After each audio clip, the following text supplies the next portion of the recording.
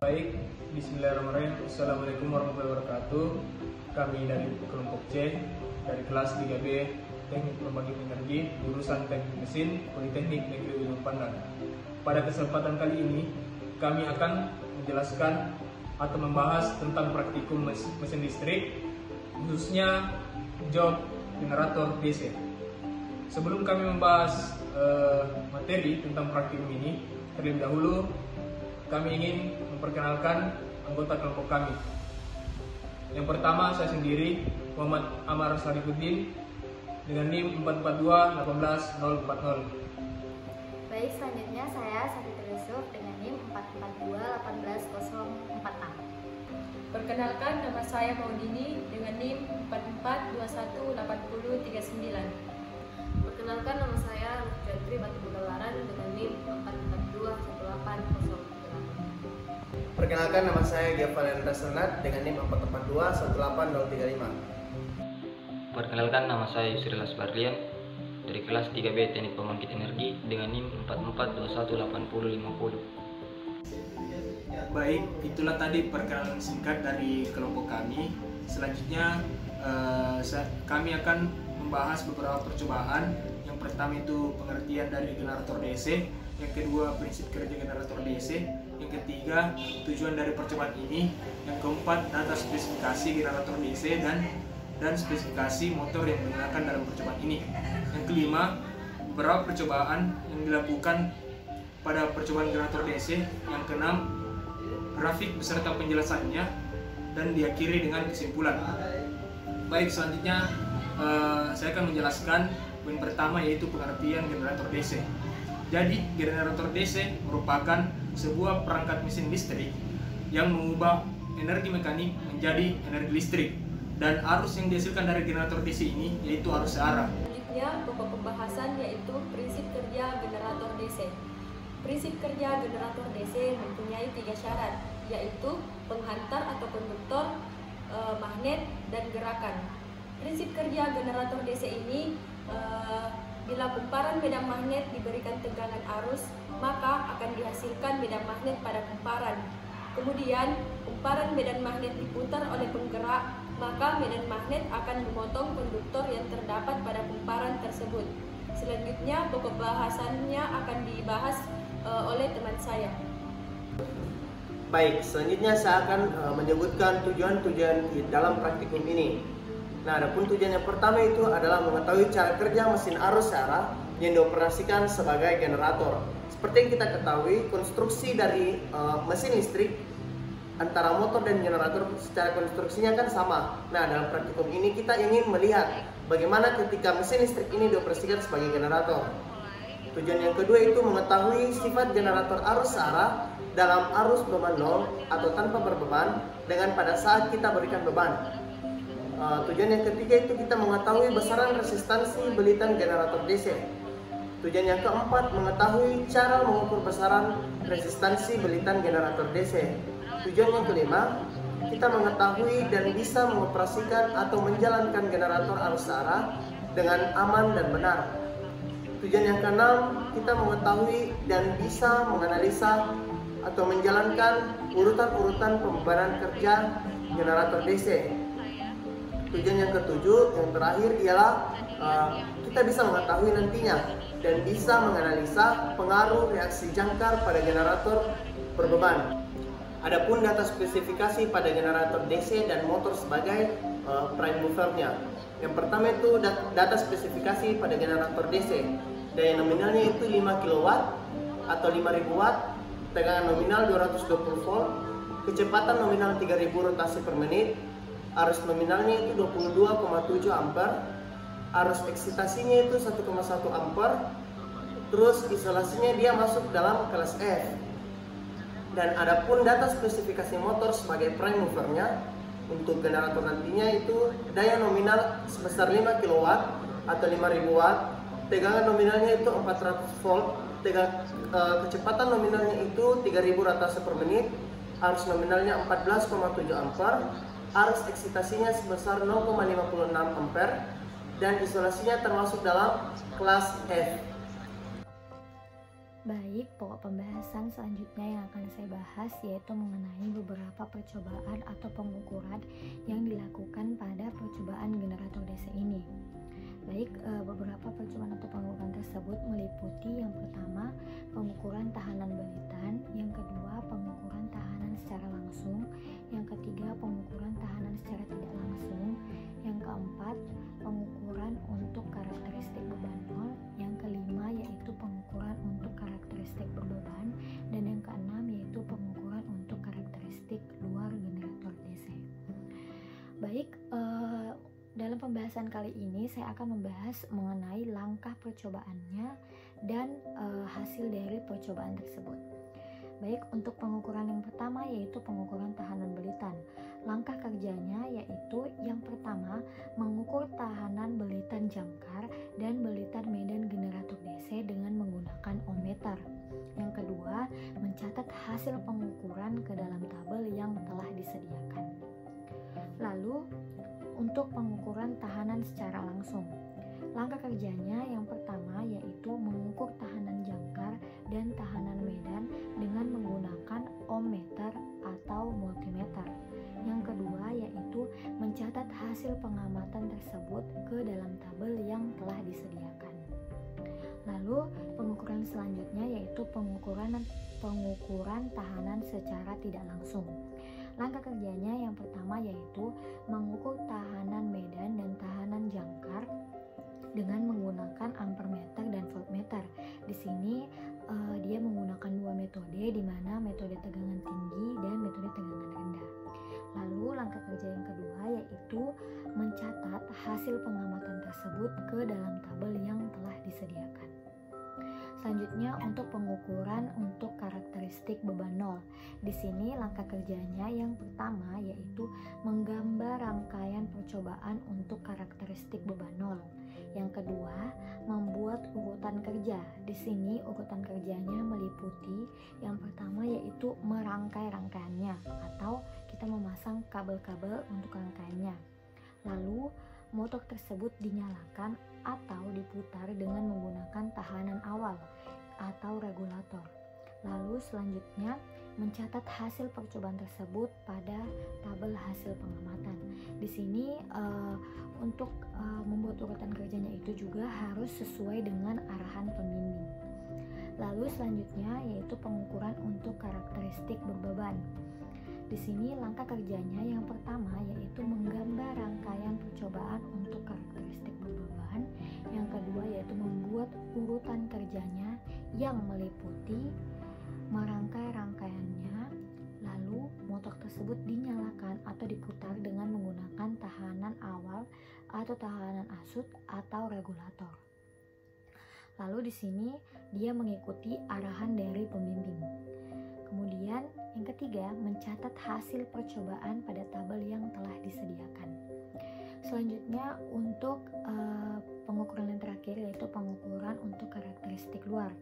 Sama langkah percobaannya itu sama seperti dengan pengukuran karakteristik beban nol dan karakteristik berbeban.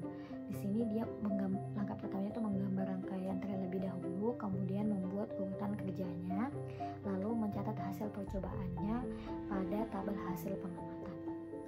Lalu selanjutnya untuk hasil percobaannya. Di sini hasil percobaannya bisa dilihat baik tabel 1 yaitu pengukuran secara langsung. Di sini bisa dilihat tabelnya yaitu ada dua di sini yang mengambil belitan dan tahanan. Di sini belitan yang mau dicari atau mau diukur tahanannya yaitu belitan tahanan jangkar dan tahanan medan, di mana RA adalah tahanan jangkar dan RF adalah tahanan medan. Di sini RA didapatkan dengan tahanan sebesar 4 ohm, lalu tahanan medan didapatkan tahanannya sebesar 120 ohm. Lalu selanjutnya yaitu tabel 2. Di sini pengukuran secara tak langsung. Di sini dia menggunakan dua metode yang seperti saya sebutkan tadi, yaitu metode tegangan tinggi dan metode tegangan rendah. Bisa dilihat pada tabelnya di sini RA atau tahanan jangkar pada metode tegangan tinggi didapatkan nilai voltnya itu sebesar 76 volt dan nilai ampernya sebesar 1 ampere. Lalu pada metode tegangan rendah sama juga didapatkan nilai tegangannya sebesar 76 volt dan nilai arusnya sebesar 1 ampere. Lalu untuk tahanan medan atau RF di sini pada metode tegangan tinggi didapatkan nilai tegangannya yaitu sebesar 115 volt dan untuk nilai arusnya yaitu sebesar 0,5 ampere. Untuk tegangan rendah di sini didapatkan nilai tegangannya itu sebesar 116 volt dan untuk nilai arusnya sebesar 0,5 ampere. Lalu selanjutnya untuk tabel yang ketiga yaitu pengukuran untuk karakteristik beban nol.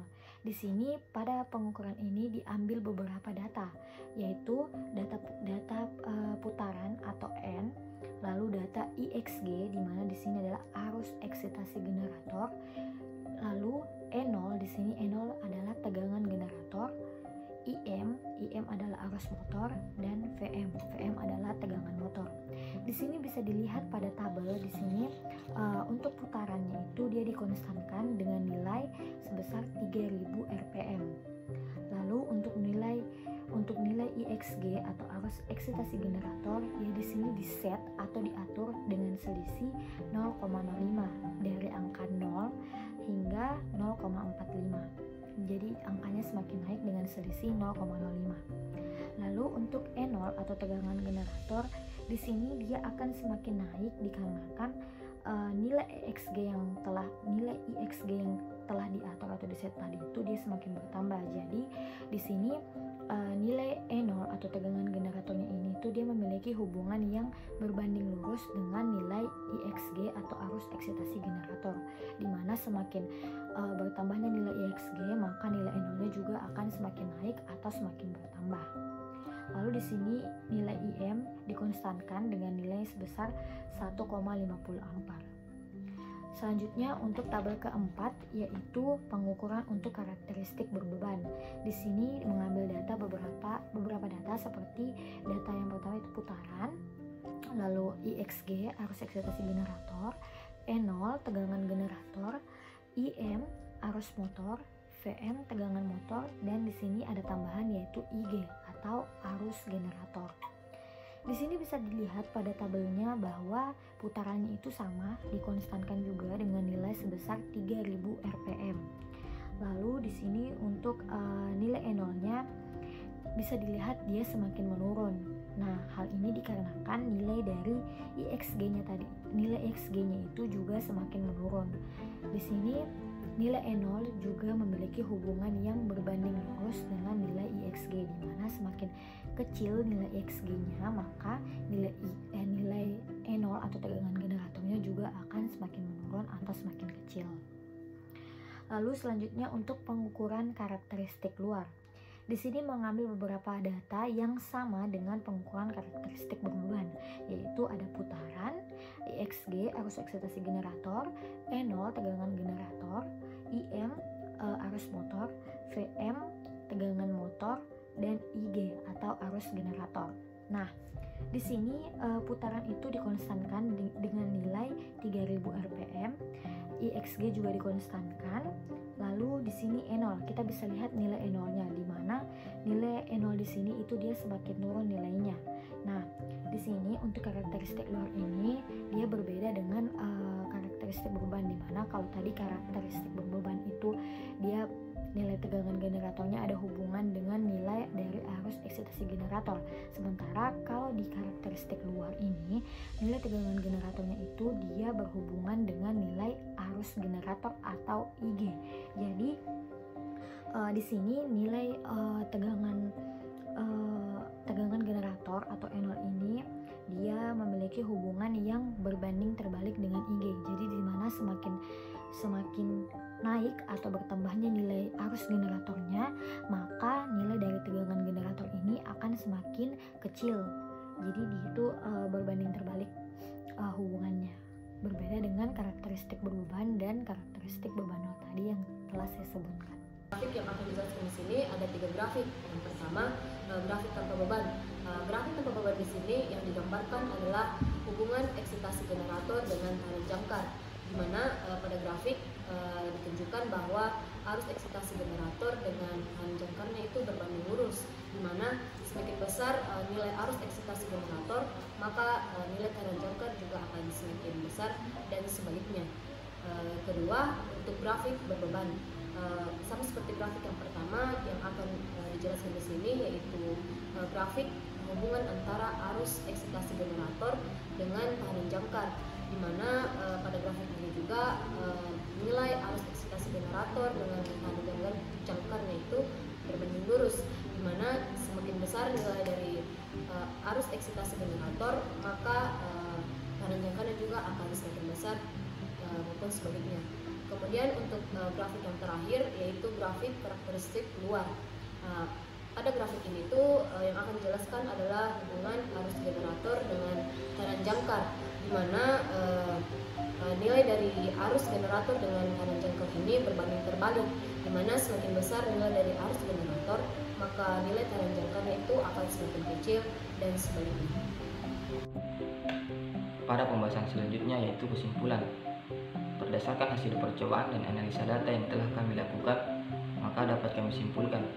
Yang pertama, karakteristik generator DC pada percobaan beban nol didapatkan bahwa tegangan jangkar akan semakin naik apabila arus eksitasinya dinaikkan atau ditambahkan, dan akan turun apabila arus eksitasinya diturunkan. Yang kedua, karakteristik generator DC pada percobaan berbeban konstan didapatkan tegangan jangkar akan semakin naik apabila arus eksitasinya dinaikkan atau ditambahkan, dan akan turun apabila arus eksitasinya diturunkan. Yang ketiga, karakteristik luar generator DC. Kenaikan beban generator mempengaruhi beberapa parameter, yaitu tegangan jangkar generator yang mengalami penurunan, sedangkan arus pada motor dan arus eksitasi generator mengalami peningkatan. Hal ini juga membuktikan bahwa tegangan jangkar generator DC berbanding terbalik dengan nilai arus pada beban pada putaran konstan. Baik, itulah tadi pembahasan hasil praktikum kelompok kami. Kurang dan lebihnya mohon dimaafkan. Wassalamualaikum warahmatullahi wabarakatuh.